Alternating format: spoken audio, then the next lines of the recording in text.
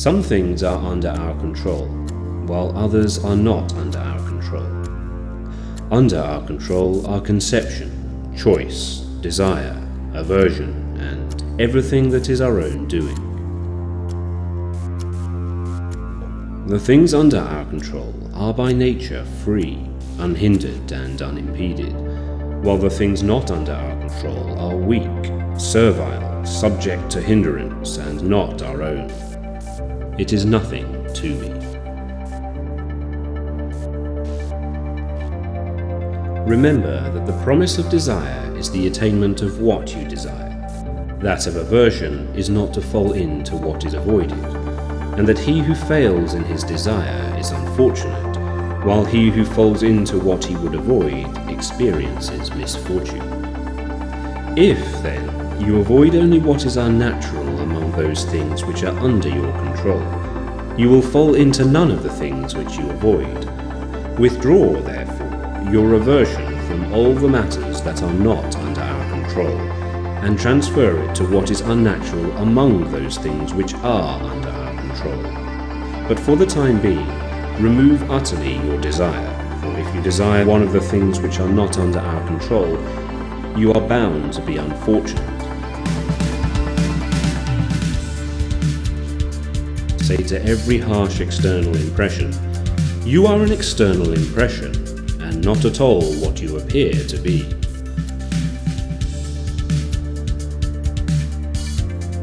If you think only what is your own to be your own, and what is not your own to be, as it really is, not your own, then no one will ever be able to exert compulsion upon you.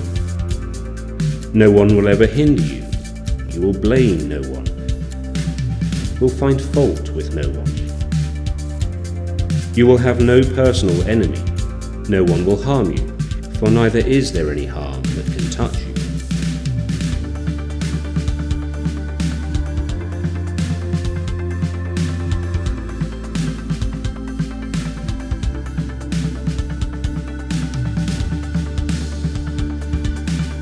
Bear in mind that it is not the man who reviles or strikes you that insults you, but it is your judgment that these men are insulting you.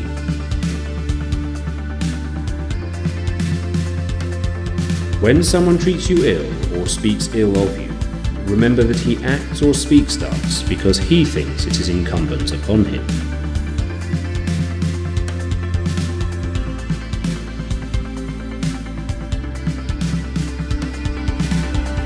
It is not the things themselves that disturb men, but their judgments about these things.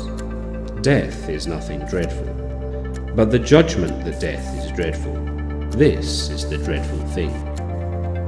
When, therefore, we are hindered or disturbed or grieved, let us never blame anyone but ourselves. That means our own judgments. It is the part of an uneducated person to blame others where he himself fares ill. To blame himself is the part of one whose education has begun. To blame neither another nor his own self is the part of one whose education is already complete.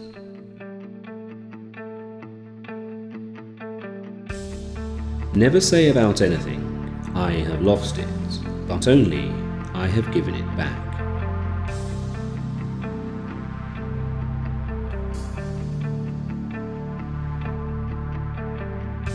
Do not seek to have everything that happens happen as you wish, but wish for everything to happen as it actually does happen, and your life will be serene.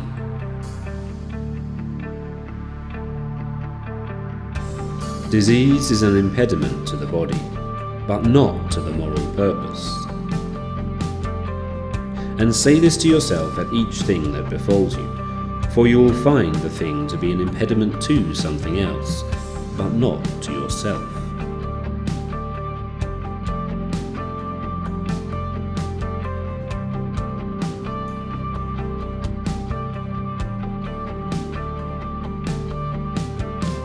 If it is your will not to fail in what you desire, this is in your power.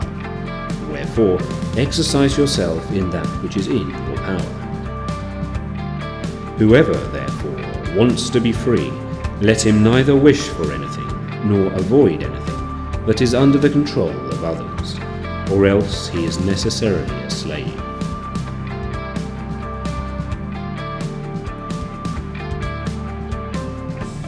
You can be invincible if you never enter a contest in which victory is not under your control. Keep before your eyes day by day death and exile, and everything that seems terrible, but most of all death. And then you will never have any abject thought, nor will you yearn for anything beyond measure.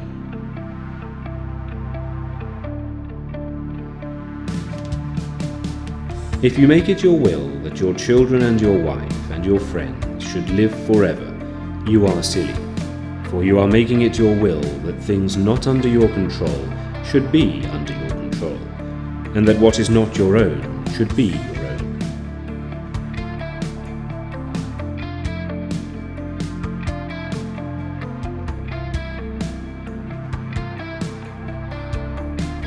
Remember that you are an actor in a play, the character of which is determined by the playwright. If he wishes the play to be short, it is short. If long, it is long. For this is your business, to play admirably the role assigned you, but the selection of that role is another's. If you wish to make progress, then be content to appear senseless and foolish in externals. Do not make it your wish to give the appearance of knowing anything, and if some people think you to be an important personage, distrust yourself. For be assured that it is no easy matter to keep your moral purpose in a state of conformity with nature, and at the same time to keep externals.